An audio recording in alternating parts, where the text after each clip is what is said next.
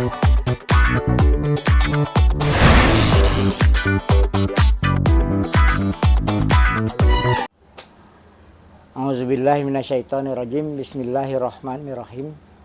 Assalamualaikum warahmatullahi wabarakatuh. Para pencinta YouTube yang budiman, kita berjumpa lagi di hari ini. Mudah-mudahan semua dalam keadaan sehat walafiat, semua dalam lindungan Allah Subhanahu wa taala.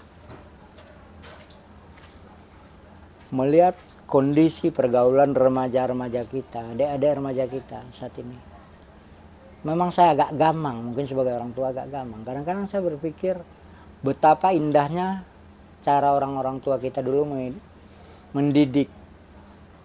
Mungkin karena saya lahir dan besar di Minangkabau, di sana itu ada peran seorang paman, itu ada. Bahkan yang satu suku itu ada. Ya, tapi karena kita hidup di kota besar, kita nggak mungkin terapkan itu. Cuman saat ini mungkin yang ada, mungkin peran orang tua, kakak, atau sepupu-sepupu lah, mulai mengawasi anak remajanya, kembali bikin mereka itu punya akhlak, dimana dia harus menghormati yang lebih tua. Kalau kita dulu kan lagi-lagi waktu kita masih anak-anak sampai kita remaja, jadi apapun kita sama yang tua itu tetap santun, dan yang tua itu tetap punya wibawa. Jadi maksud saya untuk mengatasi globalisasi perilaku barat yang masuk, di mana bebas segala macam, untuk mengatasi itu mungkin kita, kalau untuk di luar kita sulit, untuk merubah orang lain kita sulit. Mari sama-sama keluarga kita benahi keluarga kita, anak kita, tanggung jawab orang tua dan lingkungannya, begitu juga yang lain-lain. Jadi sama-sama, mungkin karena saya itu orang Sumatera Barat, terus saya juga pernah di Medan. Kalau orang Medan bilang tuh marpasitu rehutanabe. Jadi betulin keluarga masing-masing, betulin lah kampung masing-masing. Sebab kampung mau itu kota, semua itu kan masyarakat itu hasil dari perkumpulan masyarakat. Timbul RT, timbul RW, maka jadilah satu desa. Satu desa nanti kumpulan sekian jadi kota. Kalaulah semua berpegang teguh dengan akhlak yang begitu, dengan cara-cara yang seperti dulu itu, insya Allah mungkin ke depan generasi ini bisa kembali jadi generasi yang santun. Kadang-kadang kita sedih, maaf ngomong, mereka cakep-cakep, tapi perilakunya itu nauzubillah, susah lah, nggak mungkin itu saya ceritakan di YouTube. Malu kita kadang-kadang. Lalu siapa yang mau kita salahkan? Kadang-kadang mereka hidup di Jakarta ini nggak sendiri, mereka kos. Nah, disitulah pembina lingkungan, peran pembina lingkungan. Walaupun mereka anak kos, lakukan dia bagi keluargamu sendiri, awasi aja, ngobrol. Kalau perlu ada kegiatan apa-apa di lingkungan itu, coba dilibatkan. Insya Allah kembali mereka jadi remaja-remaja yang berakhlak baik. Karena apa? Kuatnya satu bangsa itu dari akhlak. Ya, makanya baiknya satu kaum itu dari akhlak. Segala sesuatu itu, akhlak itu memang penting. Apapun yang kita lakukan, kalau kita berpegang teguh pada akhlak, ini pantas, ini enggak, ini boleh, itu tidak, insya Allah tidak, mungkin tingkat kriminal pun bisa kita tekan. Karena dia akan malu kalau dia berbuat salah. Walaupun dia berbuat salah, nggak ada orang lain tahu, tapi dia akan, oh iya ya, gue udah salah. Jadi dia akan merasa malu dengan dirinya sendiri.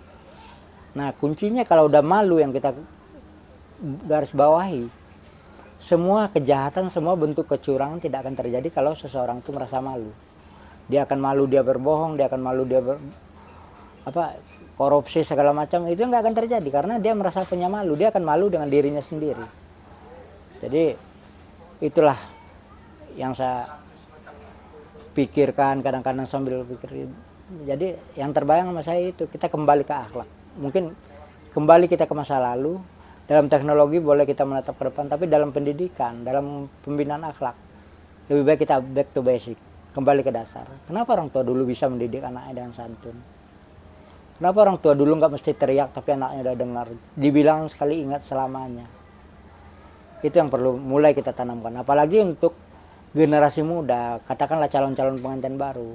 Salah satunya yang perlu diingat, carilah calon suami atau calon istri itu dari yang baik, lihat akhlaknya. Kalau agamanya bagus, dia akan tahu kewajibannya. Kalau dia laki-laki, dia akan tahu bahwa dia harus menafkahi istrinya, dan dia akan berusaha memberi nafkah untuk anak-anak itu dengan uang yang, maaf ngomong, bukan uang boleh nipu, bukan uang macam-macam lah, bukan uang aneh-aneh. Jadi insya Allah yang dimakan pun bersih. Dan apa yang dia lakukan, dia selalu akan ingat, oh ini boleh buat anak saya. Sebab apa? Kalau menurut saya, ini menurut saya, mudah-mudahan tidak salah. Anak itu bagaikan tumbuhan. Udah kita datang dari bibit yang baik, kita didik dengan baik, dikasih makanan yang baik. Kalaupun ada pengaruh lingkungan, dia akan mental sendiri. Karena apa? Dari rumah itu udah ada filter, udah ada saringan. Ya nggak banyak bagai kita menyamai padi. Udah sawahnya kita bersihin, rumputnya dibakar, terus udah itu ditabur benih, ditutup, disiram pagi dan sore. Setelah kita buka, besok benihnya tumbuh tapi ada rumput. Itu aja udah dibersihin. Bagaimana kalau kita handam kromo, kalau kata orang Jawa, apa aja masuk. Kira-kira kayak apa kelakuan anak kita. Jadi hanya itu pesan buat adik-adik saya yang masih remaja, yang mungkin calon-calon ibu rumah tangga, calon bapak rumah tangga. Hanya itu. Boleh kita bandel, tapi jangan kurang ajar. Makanya di kamar itu saya selalu bikin remaja nakal oke, remaja kurang ajar no. Sebab kurang ajar sama nakal beda. Kalau nakal itu kadang-kadang karena rasa keingintahuan, tapi kalau orang kurang ajar itu udah pasti melanggar normal lah mungkin ya. Ya mungkin itulah sekedar obrolan singkat di hari ini. Lebih dan kurang saya minta maaf. Kalau seandainya ada salah kata, itu mungkin dari diri saya pribadi. Kalau seandainya itu baik, bermanfaat, mungkin malaikat sedang menunjuki, Allah sedang membimbing batin saya. Tujuannya bukan apa-apa, hanya ingin berbuat sesuatu untuk generasi muda, hanya itu. Wabillahi taufik wal hidayah. Wassalamualaikum warahmatullahi wabarakatuh.